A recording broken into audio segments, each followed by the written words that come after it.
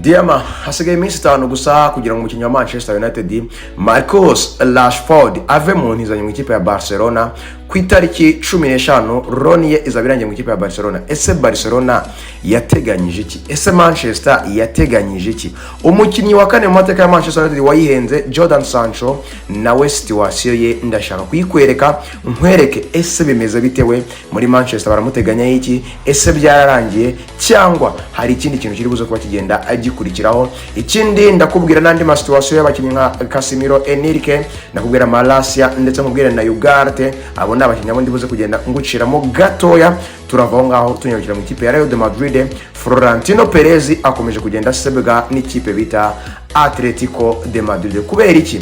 Ibyo yatangaje yarayabikoze, ariko abantu benshi batunguwe n'ibyo yakoze, kandi nanone hari amakuru ari kugenda avugwa inyuma ya kamera agenda agaragaza ko Florentino Perez ashobora kuba ari mu gisebo giteye ubwoba. Ayo makuru yose niyo tujye kugenda tuganiraho cyane. Ndagusaba gukora subscribe nukunda ibyo dukora ni Dako Sport Hub. Ikindi ndagusaba gukora comment nukunda ibyo dukora nanone, cyangwa se nutanabikunda uratubwira icyo twahinduramo. Ikindi sharinga una liking kugira bino biganiro bijye bigenda bigere ahantu kure cyane. Mu muryango w'ikipe ya Manchester United amakuru ntari guhagarara. Amakuru yo kugura abakinnyi bashyashya araza ari menshi. Amakuru noneho yabari basanzwemo nayo impinduka nayo ni menshi cyane. Kugeza kuri izi saha umukinnyi wari uri mu ntizanyo mu ikipe ya Barcelona Marcus Rashford asigaje iminsi 5 gusa kugira ngo intizanyo ye irangire. Barcelona rero yamaze kubitangaza ko ititeguye gufata miliyoni 30 nyuma yo gusinyisha uwo bita Gordon ngo isinyishe uwo bita Marcus Rashford. Manchester yanze kunegosia n'ikipe ya Barcelona ngo bagabanye amafaranga cyangwa se ngo bemere ko bayishyurwa mu bice. Ikindi kandi ngo bari kubona ko uyu mukinnyi muri Barcelona baramukeneye ngo, ariko kubera ko basinyishe Anthony Gordon ngo ntago bari buze kuba basinyisha uyu mukinnyi, ngo bari buze ko bahita bamurekura asubire mu ikipe ya Manchester United. Marcus Rashford ni umukinnyi ufite kontra mu ikipe ya Manchester United imugeza mu mwaka wa 2028. Urumva aracyafite kontra y'imyaka 2 agomba kubanza gutupa akabanza kuba ayirangiza. Bisobanuye iki rero? Uyu Marcus Rashford Barcelona yamaze gutangaza ko itari bwishirize miliyoni 30, ariko yongeye kuvuga ko biramutse ari bikunda ikipe ya Manchester United yakongera ikabitekerezaho ikabamuha mu ntizo. Ibyo ngibyo ngo Barcelona ndibuze kuba ibyemera cyane mu gihe cyose Manchester iri buze kwemera kongera gutanga uwo bita Marcus Rashford mu ikipe ya Barcelona mu ntizanyo. Hasigaye icyemezo cya Manchester United niwe iri buze kwemera ku activatinga indi ntizanyo y'umwaka 2023-2024 mu ikipe ya Barcelona. Gusa ngo bishimiye imyitwarire ya Rashford ngo nta nubwo bamunenga cyane, ngo ariko miliyoni 30 zo ngo ntabwo biteguye kuba bazitanga.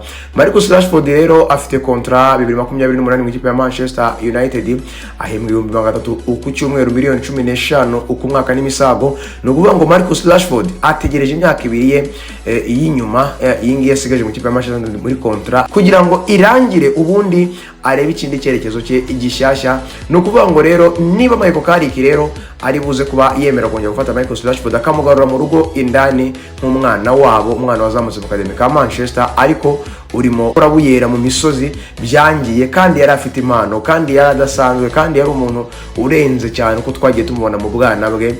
Kugeza kuri saa rero Barcelona kuba yanze gutanga miliyoni 30 nuko Rashford bishobora kuba byaragiye bisubira inyuma. Nukuvuga ngo rero inkuru ikomeye cyane aho ngaho nuko Manchester igomba gutekereza ikigomba gukorwa, niba iri buze kongera kumutiza mu ikipe ya Barcelona undi mwaka, cyangwa niba iri bumugumane ikamutiza ahandi, cyangwa ikamugumana mu muryango wa Manchester ikamukoresha imyaka 2 kubera ko n'ubundi ayifitemo, cyangwa niba iri buze kubona ahandi hantu bamugura kuri zino miliyoni 30. Amakipe yose yaracecetse, nta kipe iri kugaragaza ko yiteguye gusinyisha uyu mukinnyi Marcus Rashford kuri miliyoni 30. Kandi izo Manchester United yasabye umuntu uri kwifuza kuba yamusisha. Gusa mu Manchester United ngo ntago yiteguye kuba yagabanya amafaranga, ngo yiteguye ko igomba kuzamukuramo aya mafaranga uko bizagenda kose, ariko ashobora no kugenda biri free agent. Ibyo byose no kubyitegura rero Marcus Rashford mu minsi 5 gusa ku itariki 15 intizanyo ye irabirangiye mu muryango w'ikipe ya Barcelona. Andi makuru, umukinnyi wa kane mu mateka ikipe ya Manchester United Jadon Sancho wayihenze byaragoranye cyane, baraganira cyane biragorana muri Dortmund bananira kubakuramo, ariko biza kurangira miliyoni 75 bamusinyishije mu mwaka wa 2021 kugeza kuri izi saha. Rero amasezerano yarafitanye n'ikipe ya Manchester United agiyeho akadomo. Uyu mukinnyi ubu ngubu ni free agent mu ikipe ya Manchester United. Hari amagambo yagiye atangazwa ko ikipe ya Dortmund yabwiye uwo bita Jadon Sancho ngo wowe ngwino wigarukire mu rugo niba wumva ushaka kongera kugaruka ku itara, kubera ko nitwebwe n'ubundi twagiye tugushyira ku itara. Niba wumva wifuza kongera kuba umukinnyi udasanzwe, igarukire mu rugo. Nanone uwo bita Marco Lewis niko yamubwiye uriya Mudage, ariko nanone uwo bita Jadon Sancho ntabwo icyemezo agomba gufata kiramara kwemezwa, gusa amasezerano yarafitanye n'ikipe ya Manchester United asa nkaho yagiyeho akadomo. Ubu ngubu ni umukinnyi wigenga kuri iri soko ry'igura n'igurisha. Uri kubona Jadon Sancho niyo ekipe deservinga kuba yamugura cyangwa se yamutwara nk'umu free agent. Uri kubona niyo ekipe agiye gukurikiramo gukinamo uyu bita Jadon Sancho, imfube ya Manchester United. Muri Manchester rero tukirimo aho ngaho nuko bita Casemiro Enrique yamaze kuba asozanya n'ikipe ya Manchester United. No kuvuga ngo uyu nguyu yateganyijwe ko azajya muri Inter Miami kwa Lionel Messi yari muri MRC. No kuvuga ngo rero Casemiro Enrique yamaze no gusezera mbere champion bakiri kuyikina mu minsi ya nyuma, ariko ubu ngubu biro official confirmed amasezerano yarafitanye n'ikipe ya Manchester United yagiyeho akadomo. Siwe gusa, uwo bita Malaysia nawe ni umu free agent kugeza kuri izi saha. Undi mukinnyi nawe wo kugurwa kuri iri soko nimero 3, ariko wagiye uba imfube cyane muri Manchester United mu bakinnyi Ten Hag yagiye yinjizamo. Undi mukinnyi nawe ni Ugarte kuva mu ikipe ya Paris Saint-Germain kugeza kano kanya yinjira mu muryango w'ikipe ya Manchester United bitamukundira, babona ko atari ku rwego ngo, ariko amakipe yo muri Turkiya akomeje kugenda agerageza. Uyu nguyu rero witwa Ugarte, Manuel Ugarte, byamaze kuba birangira nawe n'umu free agent agomba gusoka mu muryango w'ikipe ya Manchester United. Turanyarukira rero mu muryango w'ikipe ya Real de Madrid. Florentino Perez yambaye igisebo, yasebye cyane. Uyu mupira w'amaguru niba dacunga neza nta muntu uzasiga utamusebeje. Kubera iki? Florentino Perez ni umugabo twemera muri uyu mupira w'amaguru, ni umuperezida twemera muri uyu mupira w'amaguru, ni umuperezida wakoreye amateka ikipe ya Real de Madrid, ni umugabo wari ukoze ibintu bidasanzwe ariko biterwa utwazi.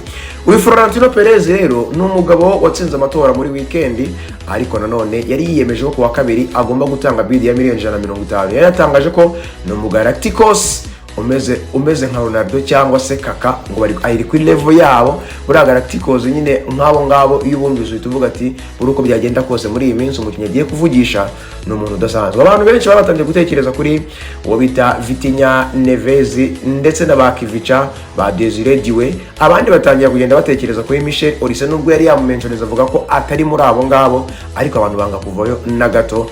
Noneho rero kuwa kabiri harageze, yari yatangaje ko ngo mbere yuko azakora iyo bid wari bubanze kuganiriza bene abo bantu baho.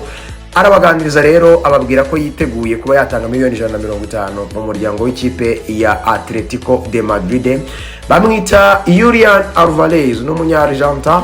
Ikipe ya Barcelona yaratanze miliyoni 100. Umuherwe wita Florentino Perez rero yaje kugaragaza ko ngo umugalacticos yavugaga ngo na Alvarez yoje kohereza bid mu ikipe ya Atletico de Madrid ya miliyoni 150. Atletico de Madrid ibatera utwatsira babwira ngo noneho mwebwe muradusekeje kurusha abo mu ikipe ya Barcelona. Ati wenda mwahagarika kugenda mudutwarira impano zacu zikiri ntoya.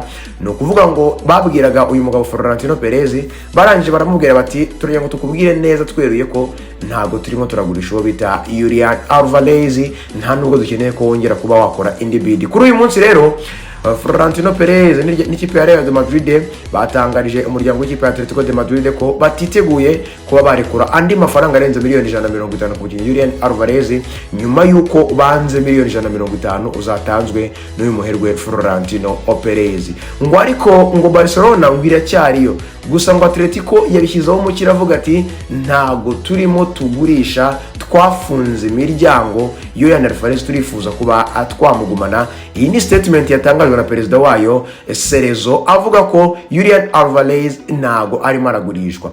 Rero aba muri Atletico Madrid batangaje amagambo akomeye cyane bagira bati turabizi neza ko Florentino Perez anga nama atakirangoye. Florentino Perez aya nama yari arimo arakoresha kubera ko abantu benshi barabizi ko yifuza gutanga bid kuri Michel Olise, ariko amaze kubona ko amaze kuba bamubwira bati ntagagurishwa, iyo bid niyo wayizana ntiyakemerwa, na miliyoni 150 ntizashoboka, na miliyoni 200 ntitwazemera, nta nubwo twagurisha umukinnyi uturyoherezereza abafana bacu. Uyu mugabo ngo Florentino Perez atakoresha strategy yo kuza mu ikipe ya Atletico de Madrid, atatanga miliyoni 150. Iyi kipe ya Real Madrid niyo mafaranga ya mbere kuva yakora transfer mu mupira w'amaguru yari igiye gutanga menshi, ariko nanone byatumye ikipe ya Atletico Madrid yerekana ko amafaranga ntago ari byo bintu bya nyuma bya danje bibaho mu mupira w'amaguru, n'abakinnyi uguhereza agaciro umukinnyi ufite, ukamwereka uburyo umukeneyemo, ukamwereka uburyo watanga ibitambo byose bishobora kugira ngo utari buze kuba wamutakaza.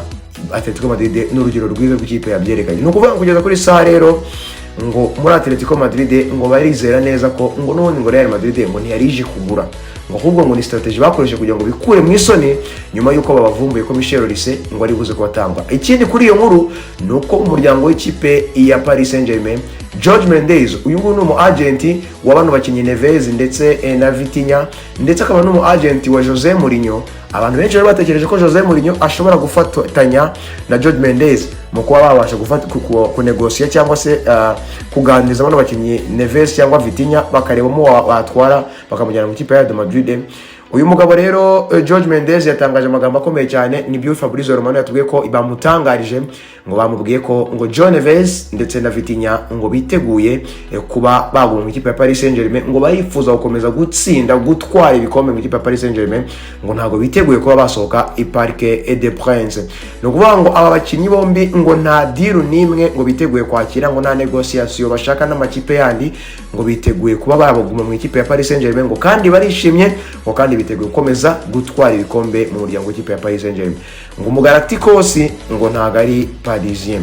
No kuvuga ngo rero uyu Florentino Perez ikimwaro gikomeye cyane ndetse n'igisebo gikomeye cyane, miliyoni 150 ze zibuzaho zijya zibuze umukinnyi zigura. No kuvuga ngo Real Madrid nkuko amaze iminsi bitangaza ngo nta mukinnyi utifuza gukina mu kipe ya Real Madrid, nta mukinnyi munini ubutifuza kuyikinira, nta n'umukinnyi udafite izo nzozi. Birangiye rero bivuzwe ko iyi kipe ya Real de Madrid ibuze ahitanga amafaranga akandi ibuzaho iyohereza.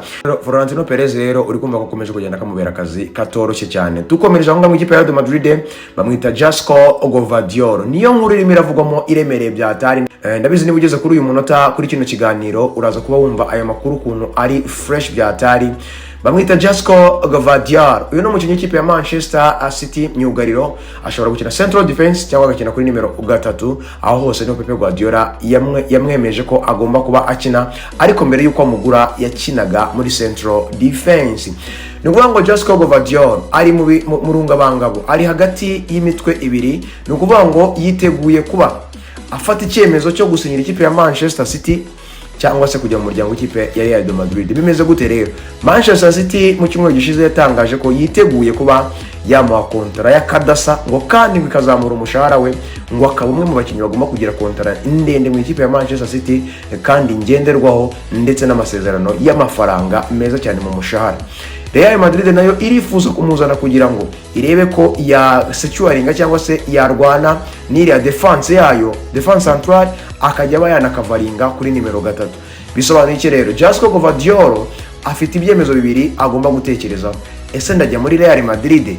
Ese ndaguma mu ikipe ya Manchester City? Ariko ibyo byose ngo biri mu buganza bw'ikipe ya Manchester City, kubera ko Josko Gvardiol ngo ntago yumva ibyo bintu bya Real de Madrid ngo byo kumva ngo yava muri Manchester City, ngo ariko City ngo iramutse itanze ku mafaranga ngo nta kibazo. Ariko nanone Bayern nayo ntiravayo, Barcelona nayo iracyamureba cyane kandi iracyanamukunze, ngo ariko ngo batekereza ko ngo idiru ayo makipe yombi nkubwiye ngo ihenze byatari. Ni nayo mpamvu batekereza izindi priority zo kuba barebera n'ahandi kurusha uko bareba kuri Josko Gvardiol. None se kubijyanye na Gvardiol mu ikipe ya Madrid mbere na mbere arakenewe? Icyo ni kibazo cyamenyesha kubanza kubaza. Ikibazo cya kabiri, Josko Gvardiol uko byumvise ari buza kuguma mu ikipe ya Manchester City, arya umushahara mwiza ndetse afata na kontara ndende, cyangwa arajya mu ikipe imwe mu makipe aba ari inzozi za buri wese Real Madrid Florentino Perez amusinyishe, amwongere kuri Denzel Dumfries, amwongere nuko bita Ibrahim Konate, kugira ngo barebe ko bakomeza kuba bakora ikipe ya Real Madrid ikomeye cyane. Nyiraho mu muryango w'ikipe ya Real Madrid nuko bita Jose Mourinho, ni umugabo w'umunyaportugal. Uyu nguyu ngo wavuye mu ikipe ya Real Madrid ngo misiyo ye ngo itarangiye, ngo ikintu cya mbere kimuzanye Real Madrid yaramubwiye ngo turifuza ko tugarura dressing room umubano, hazemo igikundiro, bongere bakundana abakinnyi. Real Madrid uyigarure competition spirit. Icya kabiri, turifuza La Liga Santander umwaka utaha kuyambura Barcelona. Icya gatatu, turagusaba kugera muri kimwe cya kabiri muri UEFA Champions League. Ariko we mu mutwe we ngo yagiye ngo hari icyo atarangije, ngo nayo mpamvu yifuza kuba yabirangiza. Dore ukuntu gahunda imeze. Uyu mugabo ngo misiyo ya mbere ngo imuzanye ngo Madrid, dore ko Real Madrid yemeye gutanga miliyoni 20 muri release clause muri Benfica kugira ngo bubahirize ko yaba yajya mu ikipe ya Madrid byihutirwa. No kuvuga ngo uyu Jose Mourinho ngo misiyo ya mbere ikomeye cyane ngo no guhereza Champions League ikipe ya Madrid, dore ko yasize ngo atabikoze. Ngo ikindi ngo Champions League ya 16 muri Real Madrid ngo ni coming soon. Ese uko Jose Mourinho ari buze kuvana bene ibibazo biri muri Real Madrid abahe na Champions League ya 16, ibintu Jose Mourinho ari buze kuba bishobora? Ndakwibutsa ko ibi byose biri ku mutwe wa Florentino Perez, nubwo akomeje kugenda iyumirwa mu biri kugenda bimubaho muri uyu mupira w'amaguru, dore ko muri iyi minsi bamweretse ko amafaranga nta kintu avuze cyane mu mupira w'amaguru, ushobora no kuyazana bakayanga, bagahisha agaciro umukinnyi ukenewe, bakakwereka n'uburyo umukinnyi bamukeneyemo. Ayo ni amakuru nagira ngo nguhereze kugeza kuri izi saha. Ndagushimiye cyane ko twakomeje kubana umunota ku munota, ndagushimiye cyane wowe wakirebye ukakigeza ku musozo, ndanagushimiye cyane wowe wakomeje kubana natwe umunsi ku munsi. Ndagusaba ko wakora subscribe kuri Dako Sport Hub nukunda ibyo dukora. Ikindi ndagusaba kuduha igitekerezo cy'ubona twanira mu gihe utakunze ibyo twakoze. Ikindi ndagusaba gusharinga, kulikinga. Ikindi Imana ikomeze kubana nawe. Ciao ciao, bye bye, hasta la vista.